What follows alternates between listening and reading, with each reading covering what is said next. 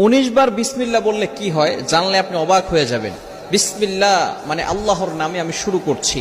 পবিত্র কোরআনুল কারীমের ভিতরে সর্বপ্রথম কিন্তু আল্লাহ তাআলা বিসমিল্লাহির রহমানির রহিম দিয়ে শুরু করেছেন, ঠিক কি না? বিসমিল্লাহির রহমানির রহিমের ভিতরে অনেক ফজিলত রয়েছে। 19 বার পড়লে এর গুরুত্বপূর্ণ একটি ফজিলত রয়েছে।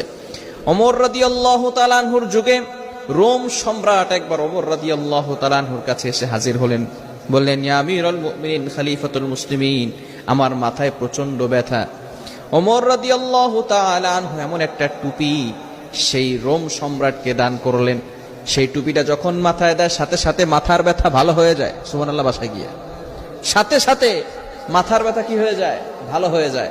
আবার যখন সেই মাথার টুপিটা খুলে ফেলে আবার তার মাথা ব্যথা হালকা হালকা শুরু হয়।